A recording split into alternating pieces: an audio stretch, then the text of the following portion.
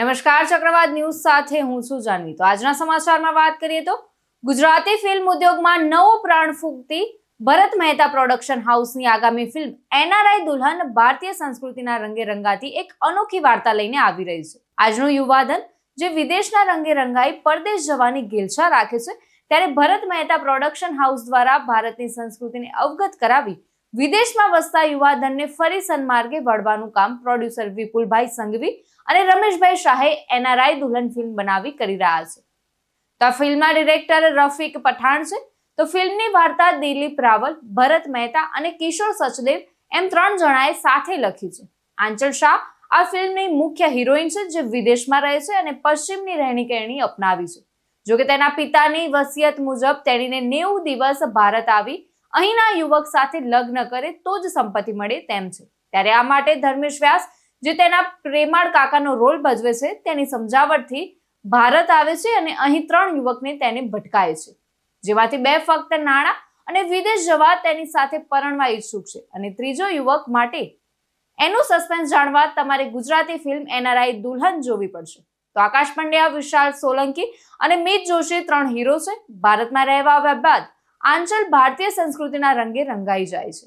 ખાસ કરીને આજનું આપણું યુવાધન વિદેશમાં સ્થાયી થવા આડે માર્ગ જાય છે, ત્યારે ભારતમાં જ ખરો જીવનનો આનંદ છે અને અહીં જેવો સાથ ક્યાંય નથી, તે સંદેશ એનઆરઆઈ દુલ્હન આપે છે।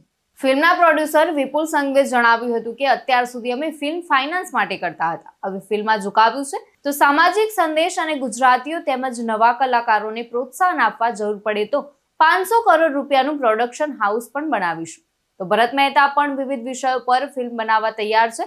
ધર્મેશ મહેતાએ મૃતપાય થયેલ ગુજરાતી ફિલ્મ ઉદ્યોગને ફરી એક વખત પ્રાણ ફૂંકાયો હોવાનું તેમજ કોર્પોરેટર સફળ ફિલ્મ બનાવતી હોવાનું જણાવ્યું હતું। તો ભારતીય સંસ્કૃતિમાં જ વિવિધ વિષયો અને સમૃદ્ધ વારસો હોવાનું જણાવ્યું હતું। ફિલ્મની અભિનેત્રી આંચલ શાહ ડેન્ટિસ્ટ છે।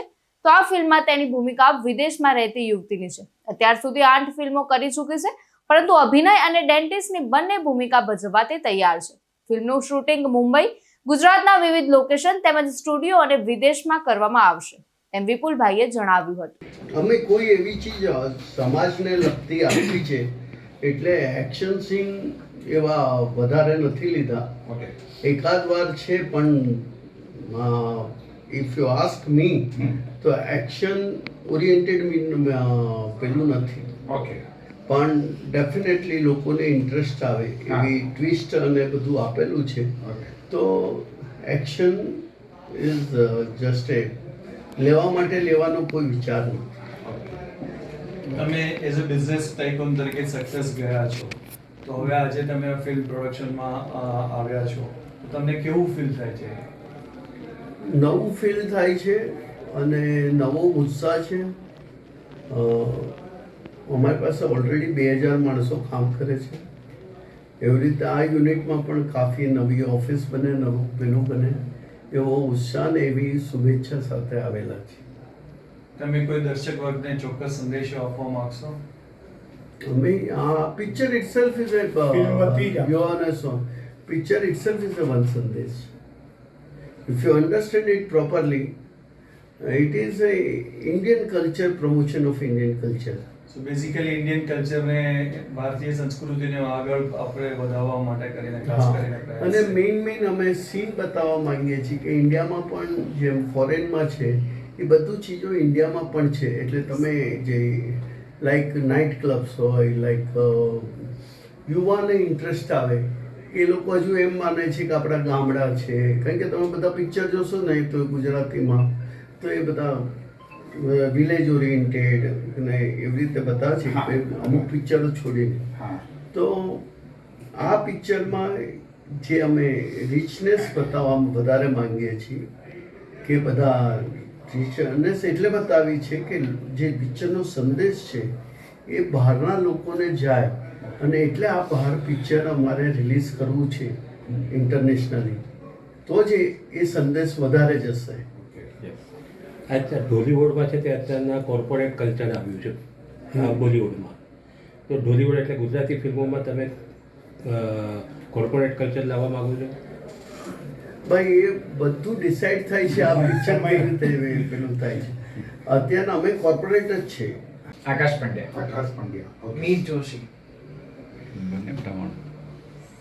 ઓકે, મિત, આકાશ બંનેને એક જ સવાલ, આ પહેલી ફિલ્મ છે કે આ પહેલાં કોઈ ફિલ્મો કરી છે? મારા માટે આ પહેલી ફિલ્મ છે અને એક નવો એક્સપિરિયન્સ થવા જઈ રહ્યો છે. મેં અત્યાર સુધી ડેલી સોપ કરી છે, એડ્સ કરી, વેબ સિરીઝ કરી. આ મારા માટે પહેલો છે. તો જોઈએ.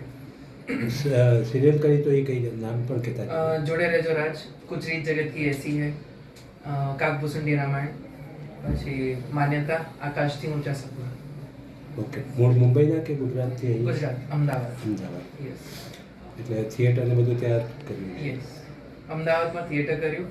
હું મુંબઈ આવ્યો તો થિયેટર કરવા, પણ મુંબઈમાં સ્ક્રીન તરફ મને વધારે ખેંચવામાં આવ્યો. તો ગોડ આમ કહેવાય ને કે ભગવાનનું આશીર્વાદ, ભગવાનના, કે ભાઈ હું આ બાજુ આવ્યો અને સ્ક્રીન તરફ જ કરી રહ્યો છું.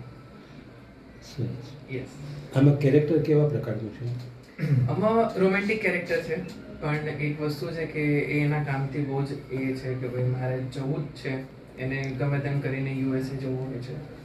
અને કામ બાબતે બહુ જ સિન્સિયર, રોમેન્ટિક. છોકરી બી જુએ છે તો યુએસએની જ છોકરી જુએ છે. તો બસ આ છે. અહીંયાની છોકરી સારી નથી હોતી. અહીંયાની છોકરી સારી હોય છે, પણ વસ્તુ એવી છે કે આના માટે સારી નથી. કારણ કે જો અહીંયા રહી જશે તો પછી યુએસએ નહીં જઈ શકે. So that's આનો મેઇન. ડોલર પાછળ ભાગા. યસ, ડોલર પાછળ ભાગે છે. Okay, Akash, now you said what. So મારી શરૂઆત થઈ હતી વિડીયો સોંગ્સથી, અને પછી અમે જોડે સિરિયલ કરી, પહેલી સિરિયલ Yes. જોડે રહેજો રાજ. પછી મેં રાશિ રિક્ષાવાળી કરી, જે અત્યારે હિસ્ટોરિક ગુજરાતી સિરિયલ તરીકે હાઈએસ્ટ એપિસોડ, એક દાડના પંખીને પણ ક્રોસ કરીને, એટલે હમણાં જ એ લોકોએ રેકોર્ડ સ્થાપિત કર્યો છે.